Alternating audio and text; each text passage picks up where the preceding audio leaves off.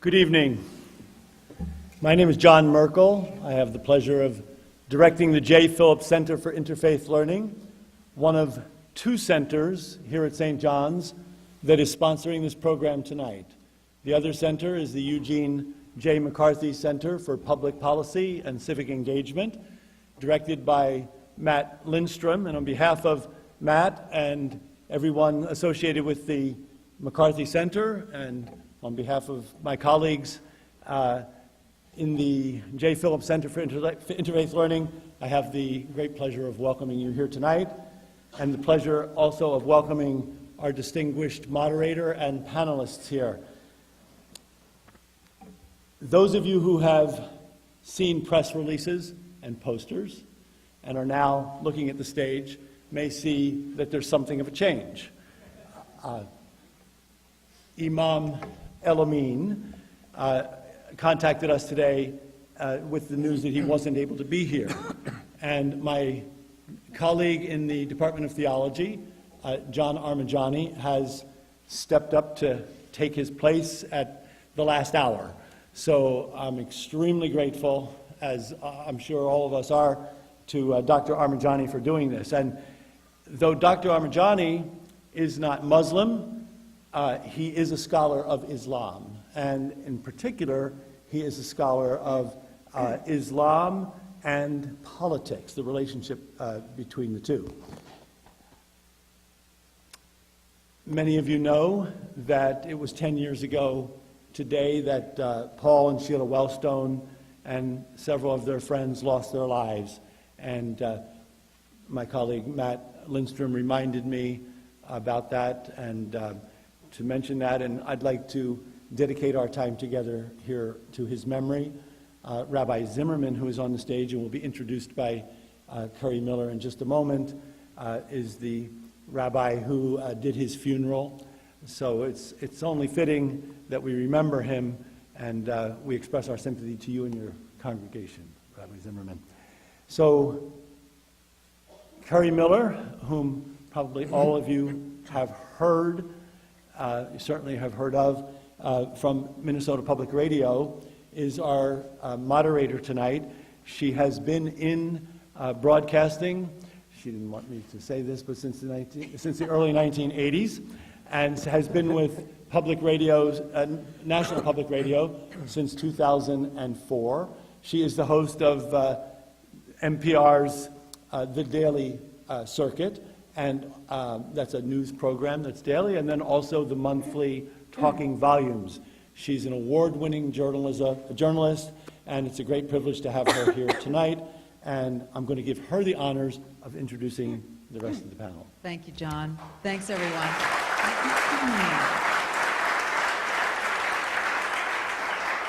I'm just going to tell you before we get started that we're recording for broadcast, and we're going to air this the Monday before the election. So if you hear me saying things you're listening to, that's why.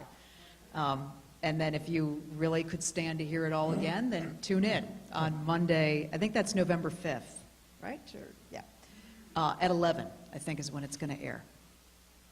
Good evening, everyone. Welcome to what I anticipate is going to be a lively conversation here at St. John's University.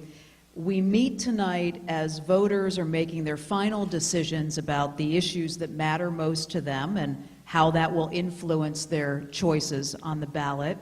Faith has emerged in some interesting and unpredictable ways this time around, and I think we're going to talk about why in our conversation.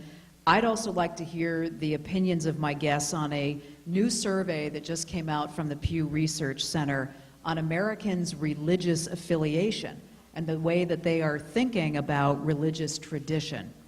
And so I want to know from our clergy members what they'd ask either Governor Romney or President Obama if they were moderating one of the debates. So that gives you a sense of what we'll be talking about today. So please welcome our guests. Leith Anderson is president of the National Association of Evangelicals and the former pastor of Wooddale Church in Eden Prairie. Welcome, Pastor. Good to have you here. Professor John Armajani is with us. He's associate professor in the Department of Theology at the College of St. Benedict and St. John's University, and he is a specialist in Islamic studies with a expertise in Islam and politics. Welcome. Good to have you with us. Marcia Zimmerman is the senior rabbi of Temple Israel in Minneapolis. Welcome, Rabbi. And Bill Voss is a priest of the Diocese of St. Cloud and director of Catholic Relief Services for Central Minnesota, and welcome. Good to have you here, Father. And Father, I'm going to start with you because one of the more striking numbers to come out of this Pew Research Forum survey that I talked about is, although nearly 1 in 3 Americans were raised Catholic, fewer than 1 in 4 now describe themselves as Catholic. And if there weren't so many Catholic immigrants coming to the United States, that number would be even lower. So I'd like your sense about what is happening in American religious traditions and why are so many Americans moving away from holding fast to a particular tradition and more of them associating themselves as unaffiliated with a specific faith. What's your take on that? I followed the survey as well. I'm a great fan of the Pew Center, and particularly the branch on religion and public policy. And a number of my confreres, including our leadership, were really amazed by the fact that the nones, the folks that are no longer affiliated with a Christian tradition, are larger than any other denomination except the Catholic Church. It's extraordinary, isn't it? Yeah, but in the Catholic Church, the other figure that came out last year, that 1 out of 10 Americans is a former Catholic. Now, that has caught the attention of our leadership. Now, there's a myriad of reasons for that, a lot of simple sociological factors, simply because we are the largest group, and so the numbers would be extremely high. But I think the loss of affiliation of our younger people is the area that's most distressing. Why are they feeling, do you think, like they don't need the infrastructure of a traditional faith? I think that's one general observation that would be pretty accurate across the board. The notion of belonging is no longer, it's the bowling alone phenomena. Yeah. Where folks feel they're going to affiliate with an organization that meets their needs, or that they feel, at least at this point in their life, it's going to be a profitable investment. But the institutional loyalty is no longer part of the agenda for a good number of our younger people. And do you think that's something that the church has done or hasn't done? Well, if I had the answer to that, I guess I wouldn't be sitting here. I'd be in a higher position. But I think we haven't addressed it adequately. I think there more could be done to address that. Rabbi Zimmerman, when I asked Rabbi Harold Kushner, who was in the studio about a week or so ago, he said it was because churches and synagogues and other traditional places of worship are too often perceived as telling people what they can and cannot do, that there are too many rules. People feel like they're at the point where they can make some of these choices themselves. And he said that he felt that some of the traditional religious traditions had made the error of getting involved politically. So we can talk about that in a minute. But what do you think about the first part of that? Well, I've done a lot of work looking at the 21st century in the synagogue, right? So much of what we just heard from the fathers is true throughout this generation, where they expect anything, anywhere, anytime, and anyone can become an expert. If you want to learn about Moses Maimonides, a famous philosopher in the Middle Ages, Wikipedia has many pages on Moses Maimonides. They don't need to come to the rabbi. They don't need to come and ask me what Moses Maimonides is thinking or thought or what he stood for.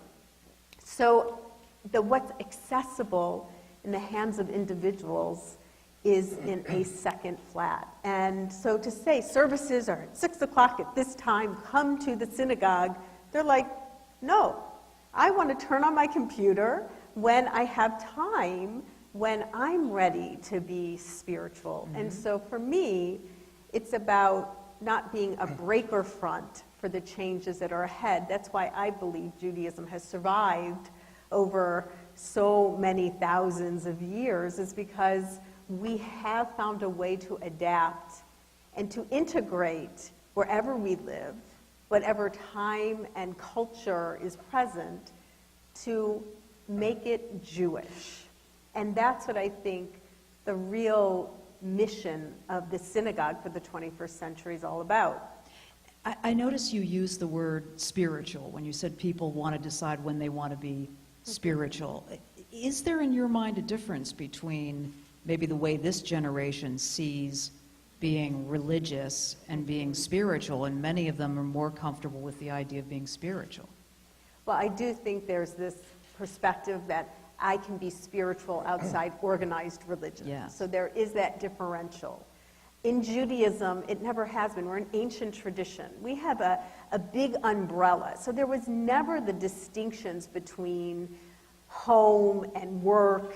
So if my ox gored your ox, might have seemed like a civil case or some kind of concern that is just between neighbors and not religious. It is a religious aspect. If I found an animal on the road, Judaism tells me what to do with that. I can't just ignore that. I have to bring it back to its owner or take care of it until I find its owner. So tort law has always been spiritual within Judaism because God is B'Tselem Elohim in each of us. So how we treat any person or animal is how we understand our relationship with God.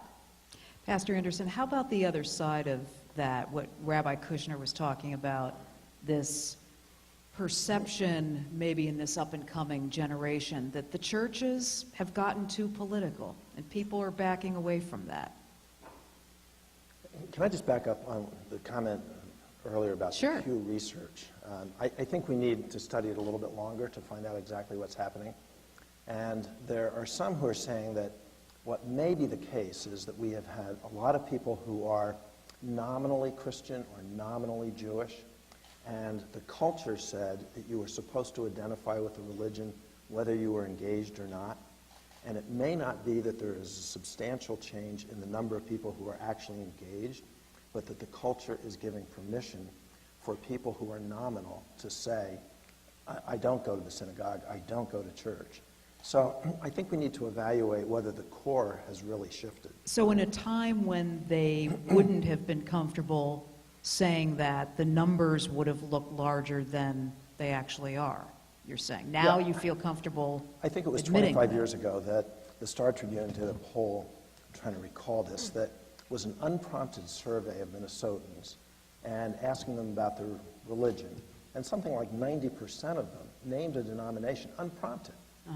I don't think that would happen today, but it doesn't mean necessarily that people are less engaged with churches or with synagogues. It may be that now they have the freedom to just say, well, you know, that's not But me. we know that in some faiths, churches, that people are less engaged. I mean, you can see it in Sunday attendance, you can see it in involvement with what the church is doing, right? In some faiths. Yes, that's true. You know, it's the evangelical churches that I'm most familiar with, and the numbers are not declining. Right. They are actually increasing, although the increase is largely through immigration, because immigrants to the United States are coming largely from Christian countries. So that's a significant factor in what's happening. Back to your real question. Politics of Yeah. it, right. Yeah, I think there are people who think that the church ought to be the church, and it shouldn't be a political venue. And I think a lot of churches think that as well. Rabbi, how about that? It is interesting because the question really, for me, is the change of pattern. So we have fourth and fifth generation American-born Jews.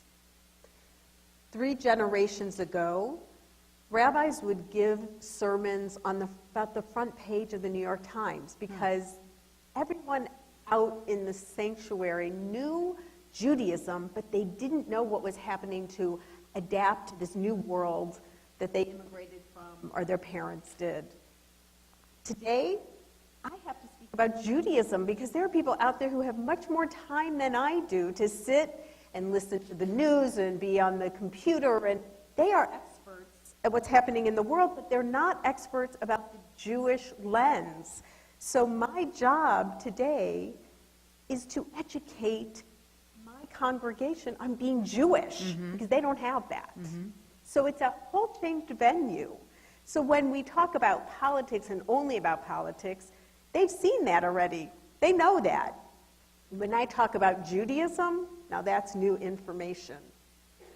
So, Professor, I'm curious about being an expert in Islam and politics, what you're hearing here in the first part of this conversation, then how it applies to the Muslim faith. Well, I think a relatively high percentage of Muslims living in the United States are either immigrants themselves or the children and or grandchildren of immigrants, but in more cases probably children. And Islam and mosques give a lot of these immigrant communities a very strong orientation for their lives. They provide a deep sense of community in circumstances where a number of the immigrant Muslim populations may feel displaced. They provide a deep sense of meaning for the purpose of their lives and what might lie ahead of them in the earthly life and what may lie beyond. And then at the very same time, the level of conversion of Americans to Islam is also surprisingly high. And I think that's going to surprise a lot of people who've just heard what you said. Yes. And I think one of the things that makes Islam attractive to a lot of people, and women and men, is what they perceive to be the simplicity of Islam's message. That the confession of faith in Islam in English is there is no God but God, and Muhammad is his messenger. And if a person makes that declaration in front of Muslim witnesses, the person becomes a Muslim. There's no baptism that's necessary. There's no kind of education or study beforehand that's necessary. One can simply delve into the faith. And there's an enormous amount of discipline that Islam requires, praying 5 times a day, following the proper dietary regulations, etc., which can provide a sense of spiritual renewal and growth, and can also bind Muslims together. So I think those are some important factors to consider. One of the questions that Rabbi Kushner and I got onto was how much it really matters if people are bound to a formal kind of faith infrastructure, as long as they're conducting themselves in a moral and ethical way, and they're making contributions in some way to their community. So, Pastor Anderson, Father Voss, take that up, will you? What does it matter? You know, in terms of political engagement, my own frame of reference would be out of the context of the long history of Catholic social teaching. So I think our folks are very accustomed to having both church leadership and the ordinary dialogue within the church to be engaged. And it goes back even to the social services that the Catholic Church provided. To this day, Catholic Charities is the second largest social service agency in the United States, second only to the U.S. government. But let me ask you this. What if you are not going to church on Sunday, which I heard a study that was revealed today that said that Americans are exaggerating how Well, I often think they're it's going to church. true. But Yeah. but what I really want to, as long as you are contributing to your community and living in a moral and ethical way, how much does it really matter that you're attached to? Well, a lot of the research where people are not necessarily directly engaged, like participation with Sunday Mass, that's dropped sharply in the last couple of generations. Now, maybe 40% would be regular churchgoers. But when they get to questions of identity they will still identify themselves as Catholic on some of these socioeconomic or political, moral, ethical issues.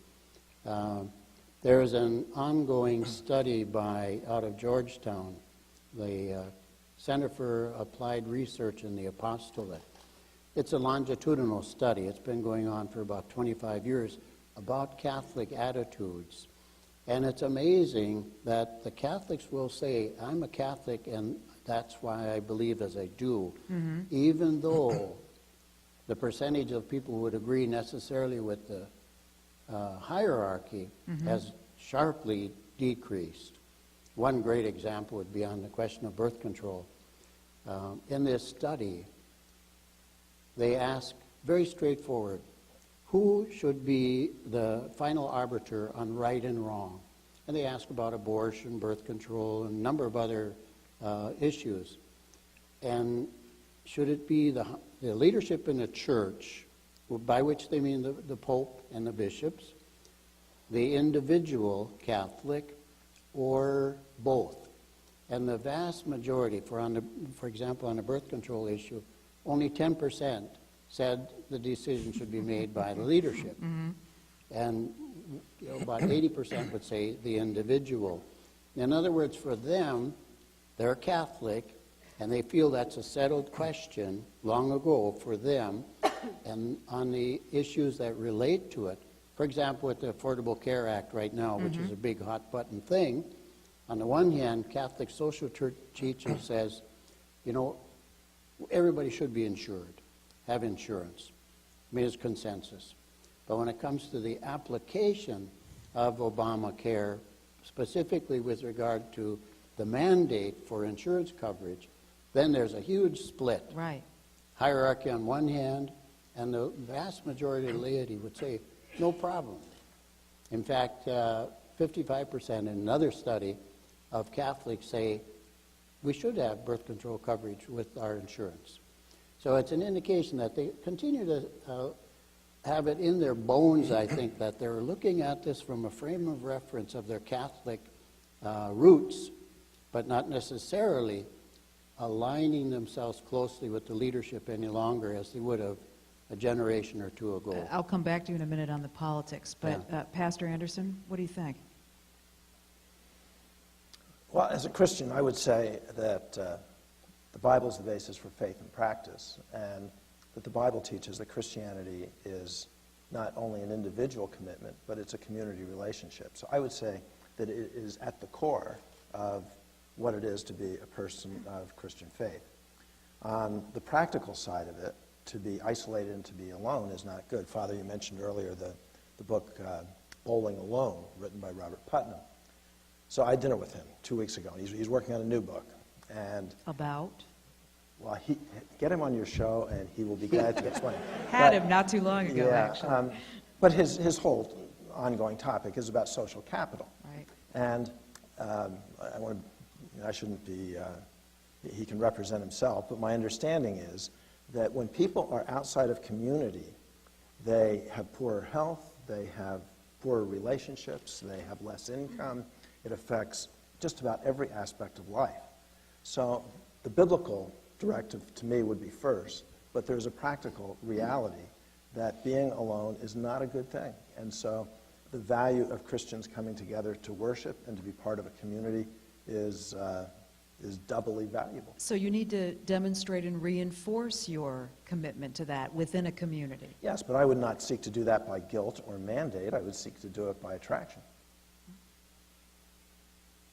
Professor, because I want to get to some of the political issues that the faith community has gotten involved in, but I am interested in how the Muslim community sees involvement in politics. And I mean, is there an acceptance of an overtly open involvement in political issues? I think I remember talking to the imam about this, and well, I'll be interested to hear what you have to say. Well, I think there are a number of political issues that concern Muslims, but I think one of the most significant would involve some issues related to privacy, for instance, Okay. and the relationships that various mosques in the United States might have with law enforcement and the FBI more broadly. Because there's a high level of prejudice against many Muslims living in the United States because there's a relatively common belief that Muslims support violent organizations outside of the United States, for example, and then media coverage of some of these organizations, and particularly the involvement of some potential or alleged involvement of some American Muslims in these organizations, such as Al-Shabaab in Somalia, and the potential or even real connections between a very, very small number of Somalis living in Minnesota and those groups. So in terms of, there's a nervous relationship, I think, that at least some Americans have with the FBI because, and even other law enforcement agencies, because on the one hand, Muslims have the hope that if there's the potential of hostilities being directed against them, that various law enforcement organizations will be present to protect them. Mm-hmm. And that certainly is the case because law enforcement agencies have, among other things, a desire to maintain a certain level of stability in society and to protect as many people as possible. But at the very same time, those very same law enforcement officials who may be in place in terms of trying to protect various Islamic centers and mosques are at the very same time in a position to conduct surveillance.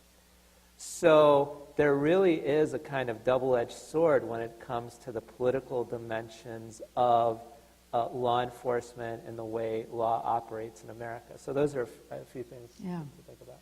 You're listening to a conversation at St. John's University about religion and politics. Our guest, Leith Anderson, president of the National Association of Evangelicals. Professor John Armajani is with us, associate professor in the Department of Theology at the College of St. Benedict and St. John's University, and he's an expert on Islam and politics.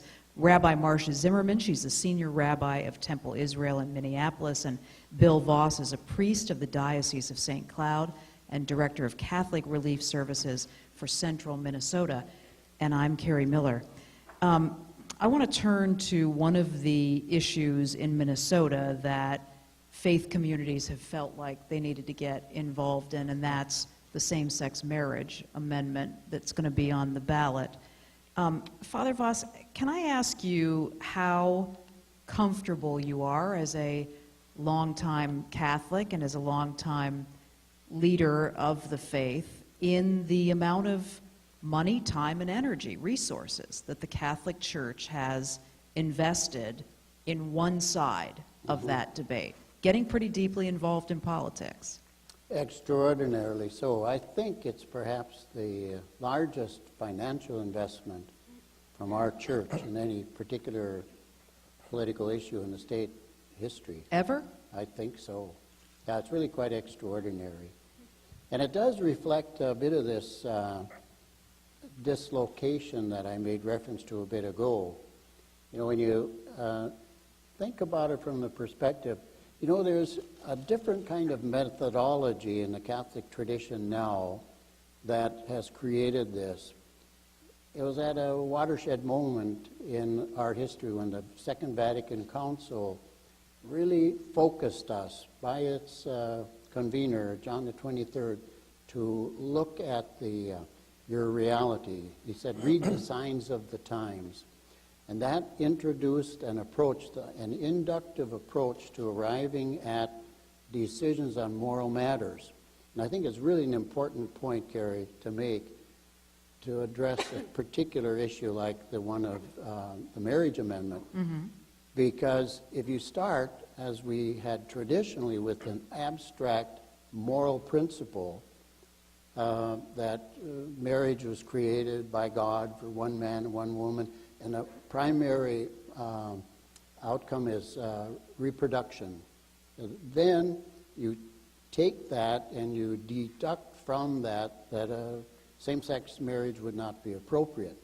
But when you start from the inductive approach where you look at the reality of these people, and I would say it's very classic that people like Dick Cheney, for example, who would would have gotten a grade A all the way on down the line on conservative issues, when he and his wife have a lesbian daughter, suddenly this seemed to be an appropriate relationship.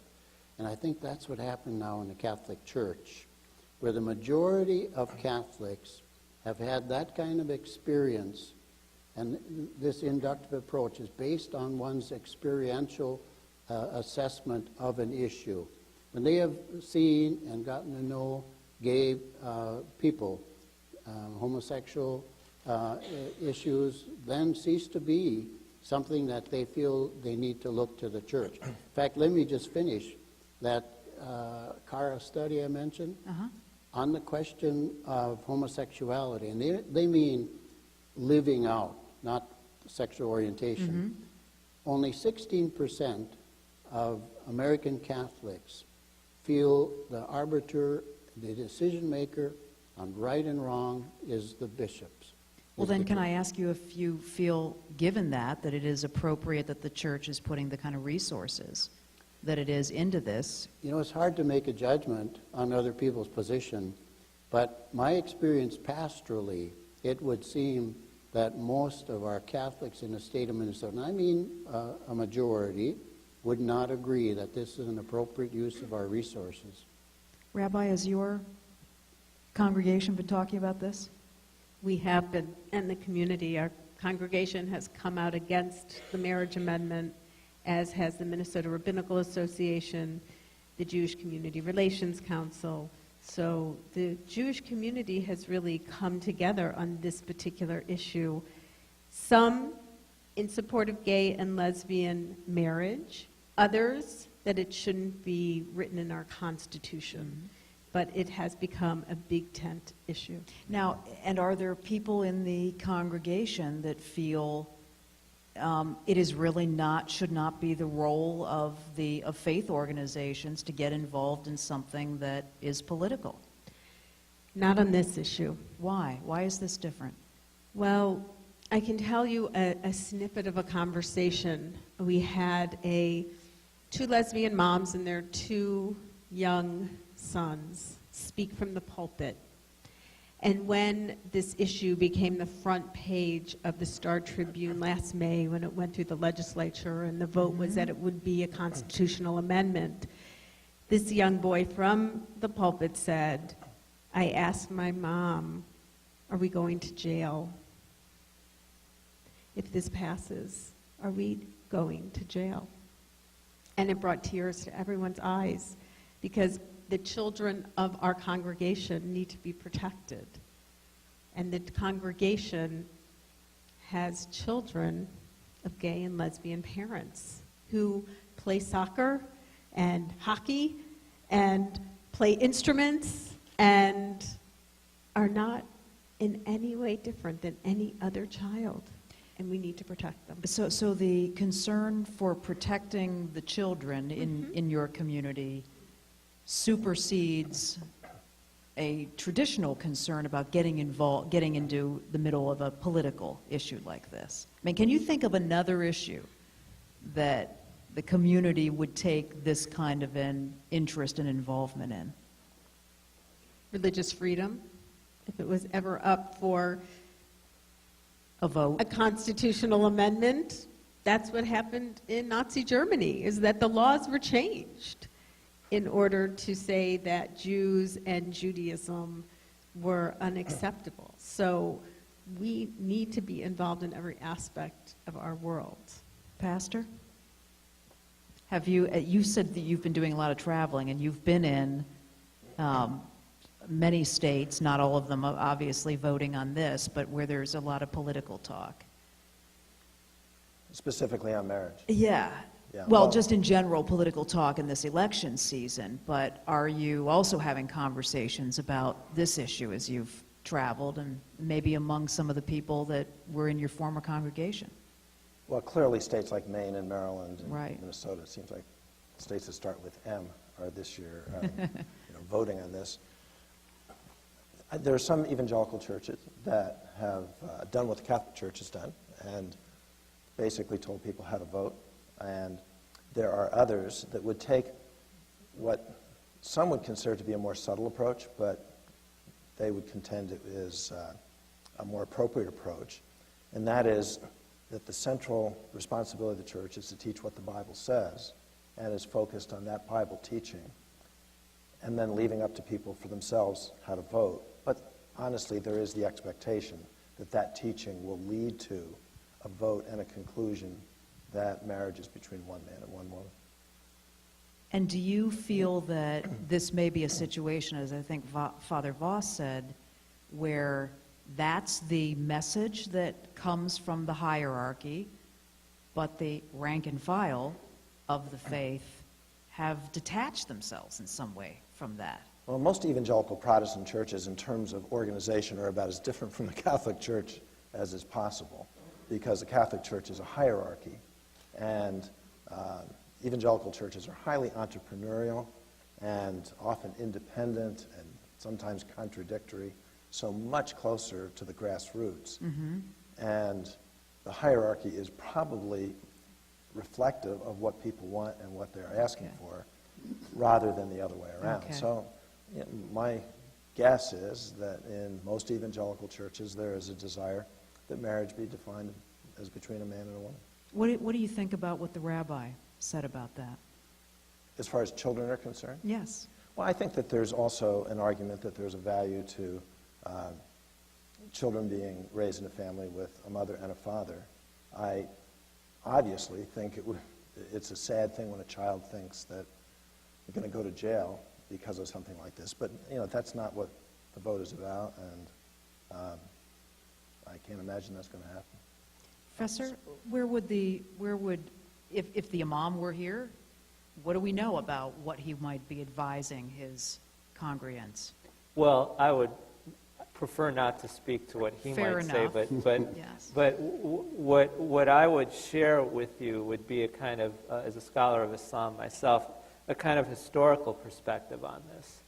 And historically, the sacred texts of Islam, the most important sacred texts, the Quran, but then the Hadith tradition, which contain what Muslims believe to be depictions of the sayings and actions of Muhammad and his companions, and probably more so the Hadith in this regard than the Quran, make relatively strong statements against homosexuality.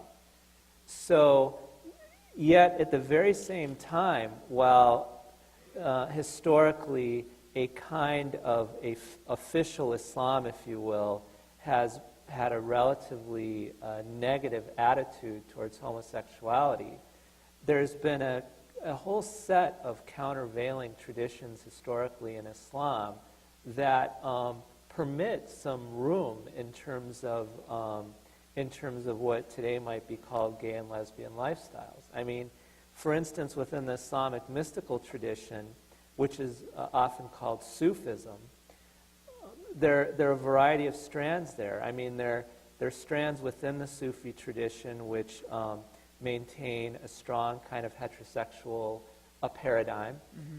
But then there are a whole set of Sufi poems, particularly in Persian, where the language that is spoken in Iran and Afghanistan, where there's no she or he, there's no pronoun for gender.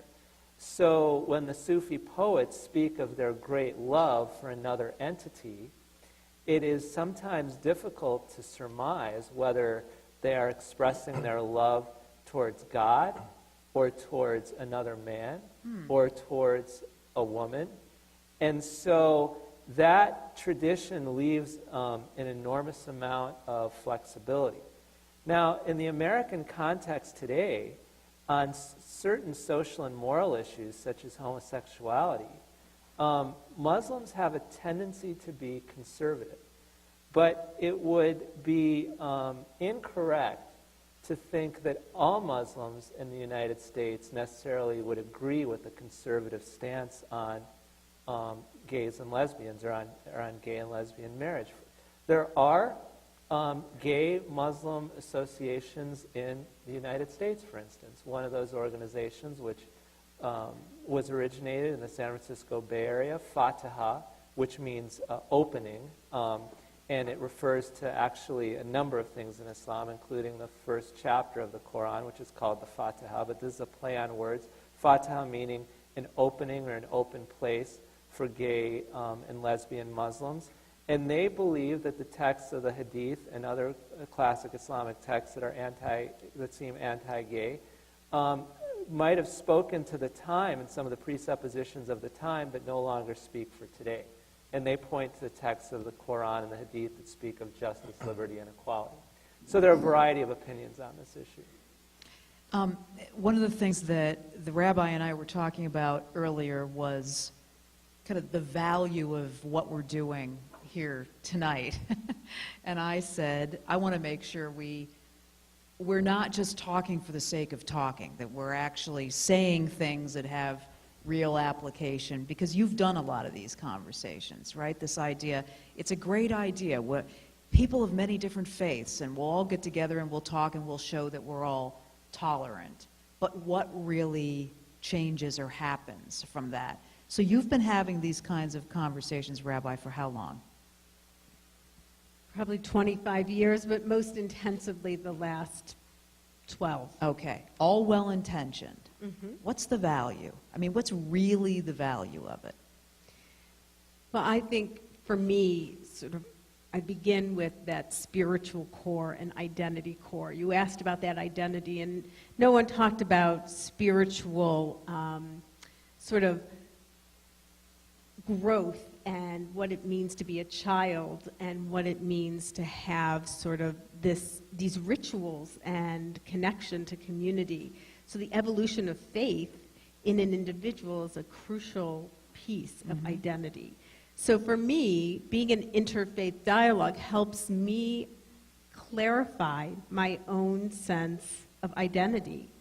It enriches my understanding of others. And one example I gave this morning at De La Salle High School that I spoke with the Imam and Father Michael O'Connell was about the fact that here I am a Jew.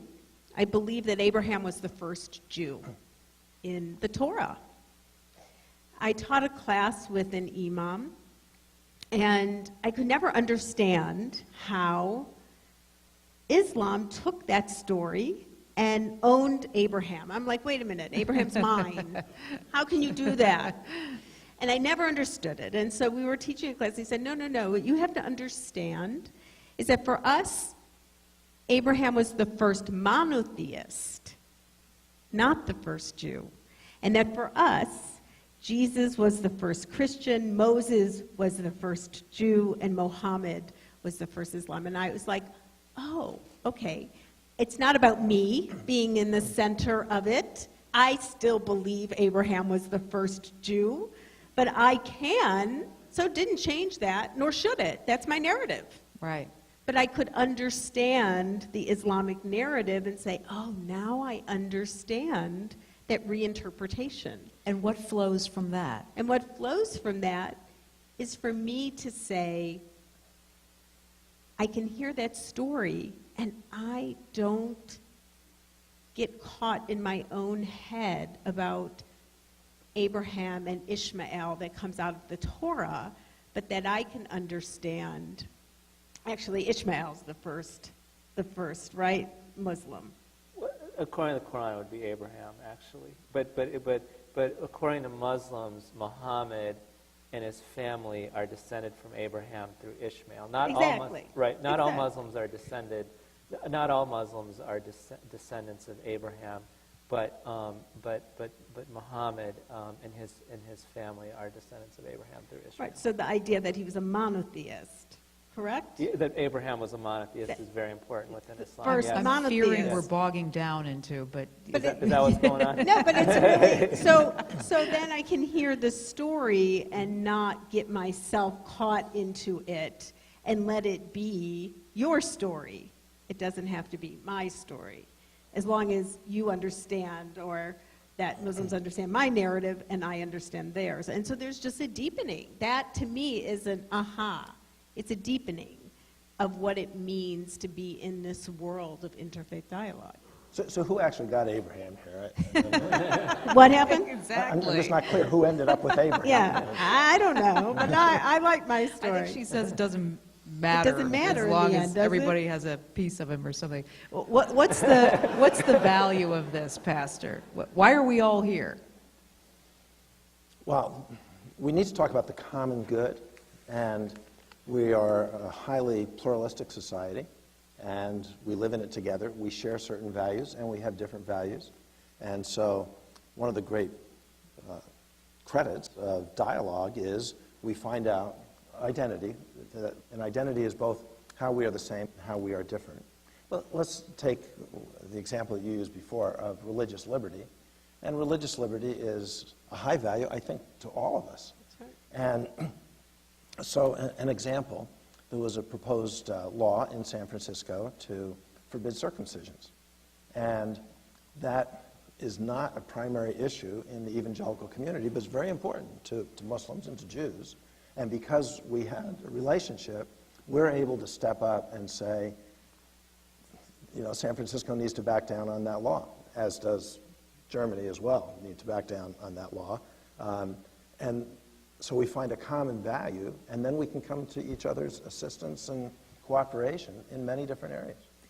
Do you think enough changes? I mean, there's still a lot of misunderstanding about each other's faith traditions, and there's still bias that comes out of that. Is enough changing quickly enough? I guess, does this matter enough? What you all do and these kinds of conversations that go on in a lot of different places. It depends on what we're comparing to. If we want to look and say, where is their prejudice and where is their hatred and animosity, we can certainly find it. And being in a pluralistic society, maybe it becomes more evident. But I would contend that when you compare the United States to other Western countries, to European countries and Canada, religion is very much part of the front page news. Yes. It's part of That's right. our lives. We talk about it. We talk about it openly. When we have elections, it's integrated into the conversation on a daily basis. I think that is unique in the entire world.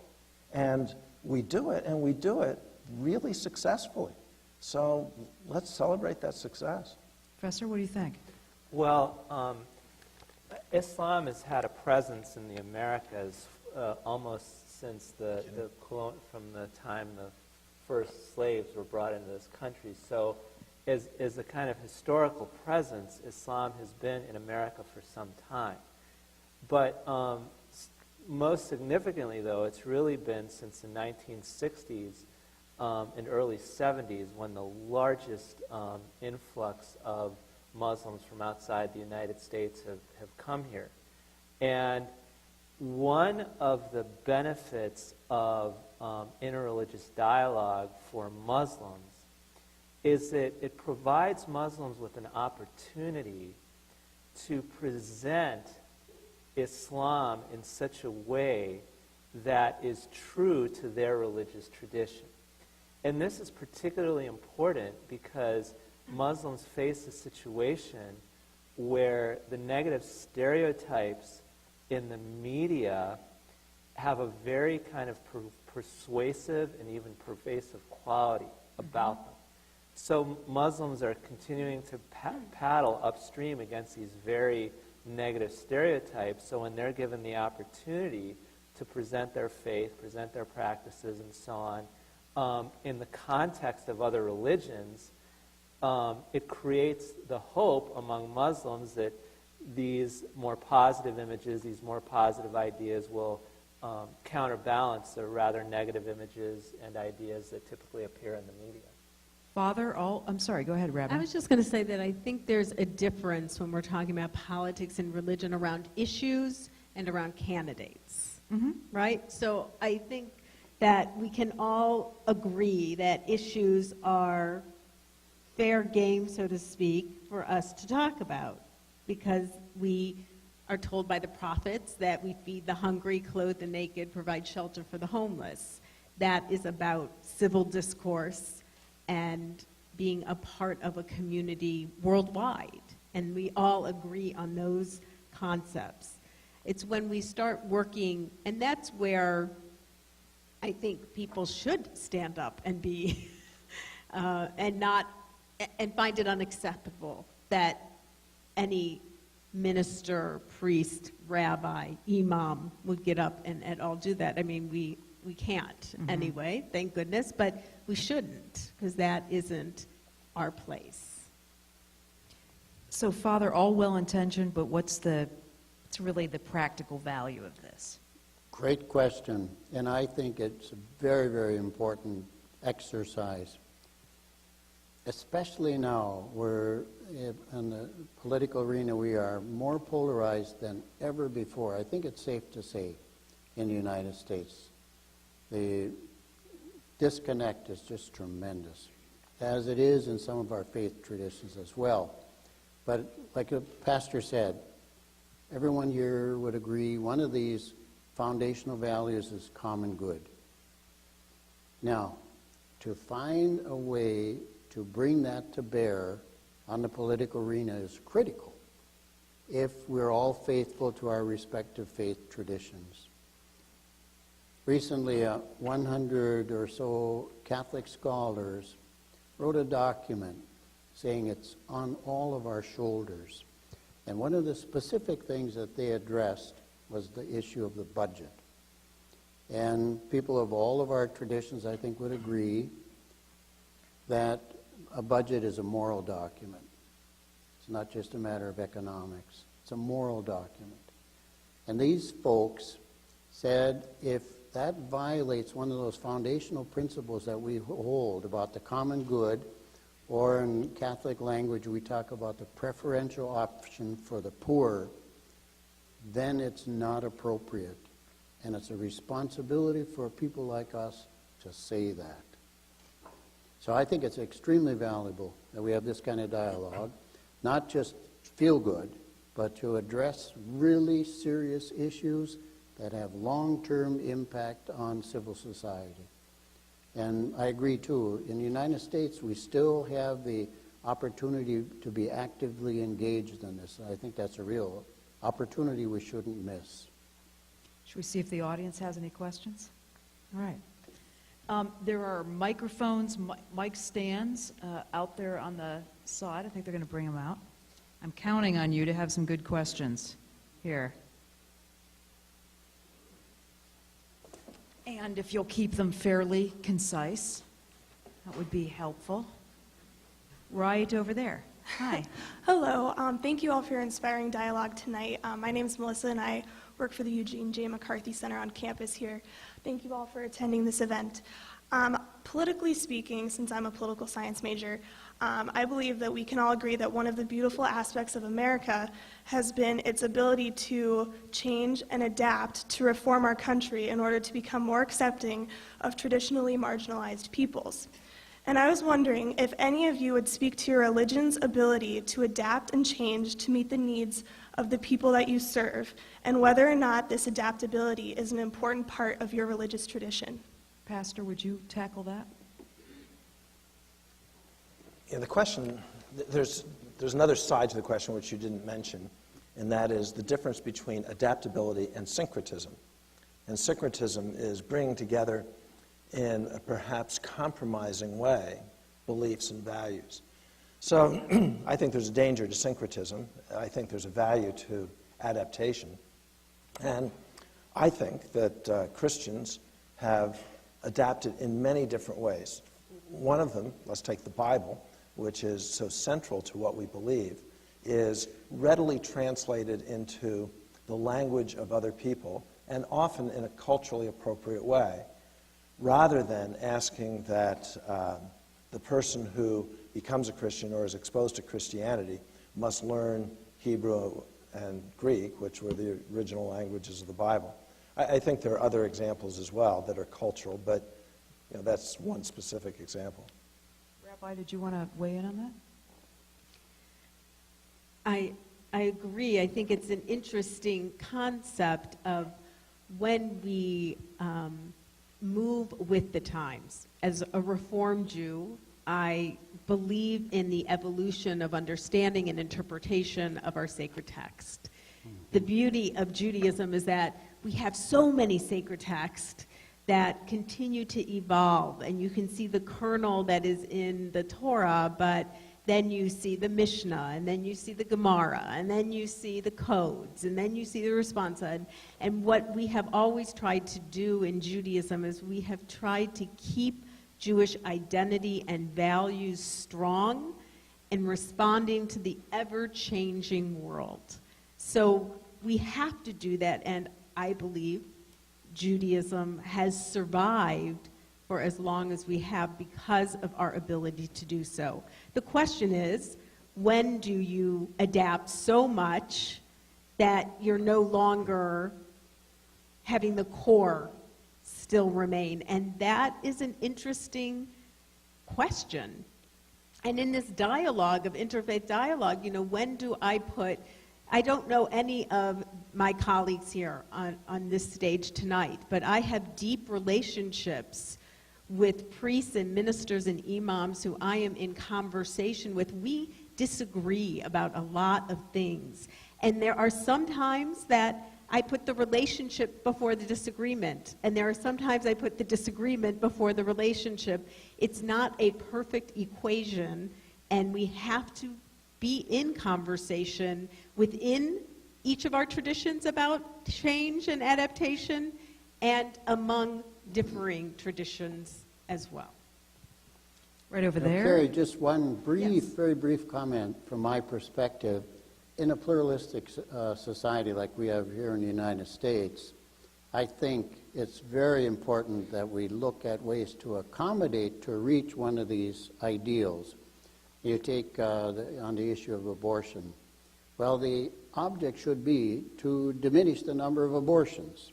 Now, if you start with the principle that that's an absolute intrinsic evil and there's no brooking then you're frozen in place. But if you start with the principle that this is a settled legal matter in the United States, and how do I, from my faith perspective, with that high value of preventing abortions, do so in a legislative process that accomplishes this? Like when the social services are diminished, usually abortions go up. So again, it comes back to a policy on financial resources in the country. So I think that I would see it's a way of pragmatically operating in a complex civil society that we make these accommodations. Okay, right over there. Hello, I'm Jim Graves. I'm running for Congress. I have a question for the distinguished panel.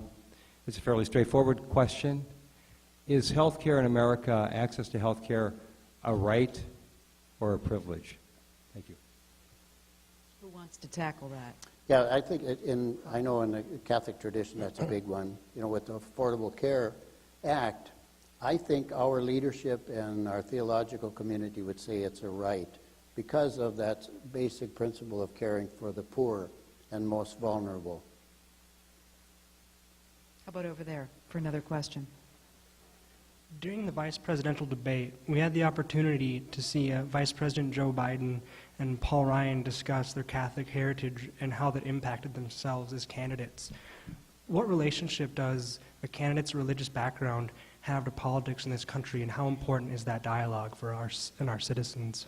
What was the second part of your question?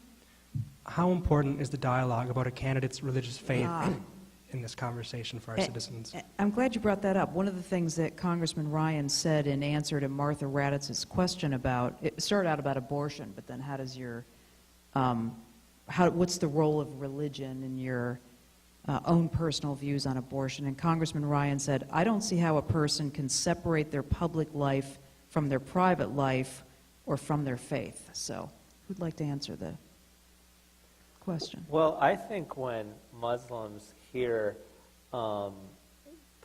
American politicians speak of their faith, one could imagine a set of different reactions. I mean, for instance, when American politicians speak of, Christian politicians speak of their faith, one set of ideas that may come to the minds of Muslims would involve some of the parallels or similarities between Christianity and Islam, such as the role of God in Christianity and Islam, the role of prophets, the role of sacred texts, the role of heaven, the role of hell, the role of personal faith, the role of personal morality, and so on.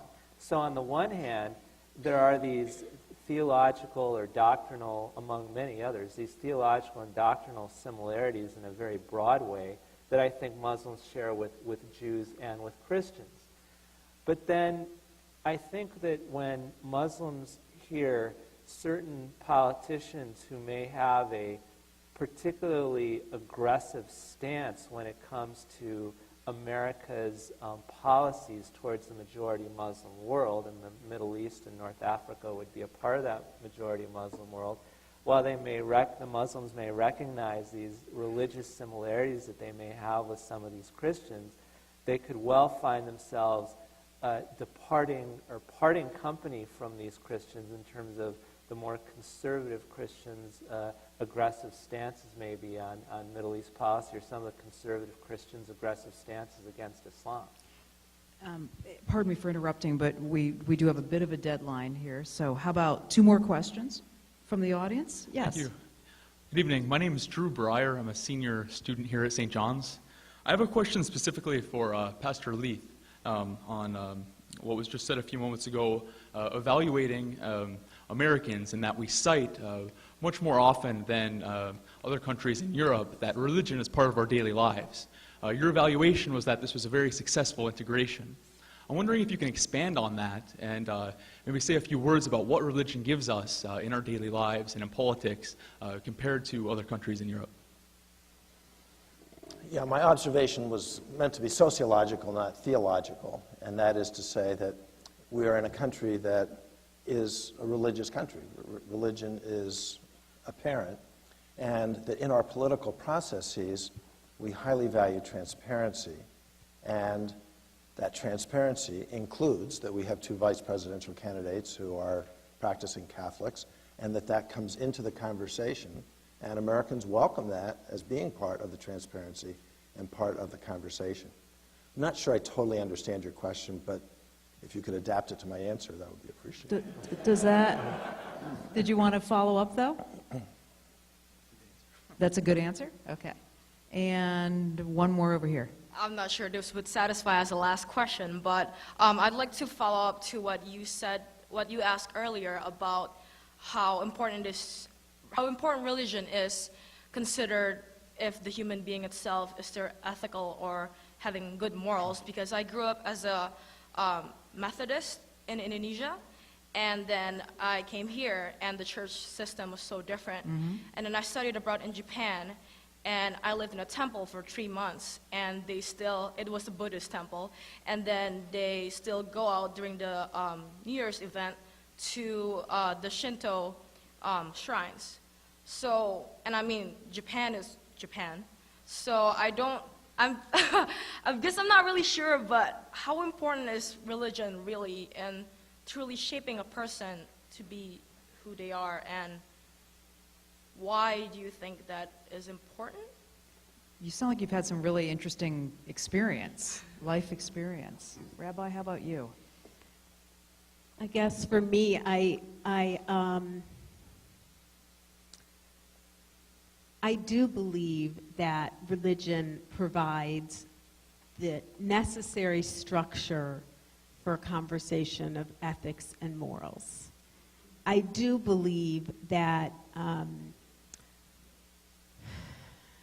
the traditions and rituals organize chaos, and when an individual moves through different aspects of their lives, what we call life cycle events, that religion holds them so that there is the ability to go through scary moments, leaving this world, saying goodbye to a loved one. There are beautiful aspects to tradition that help individuals move through life that individuals on their own could not do without the understanding of thousands of years or hundreds of years of of a tradition. So I do believe that, because I know many people say, I'm converting to Judaism because I believe everything it says. And I want to say, when did you become God? Because it's not for human beings. It's giving great faith in human beings. And while I have hope for human beings, I don't want to believe in human beings only. I have to believe there's something other and beyond us. And I truly believe that religious tradition has those boundaries. Now, is there a right tradition? I don't know if that's underneath this question that I'm sensing, but, and I think that's why we're here, and thank goodness for me, Judaism is right for me. I love Judaism. I love the Hebrew language. I love my tradition. I believe in it. I thank God every day I was born a Jew. I love the legal system of Judaism. And for me, it answers the questions, but more importantly, it holds my questions and allows me to ask them. And that is a tradition I want to believe in. I don't think we could top that, so we'll end there. Thanks, everybody, for coming. Thank you. Thank you all.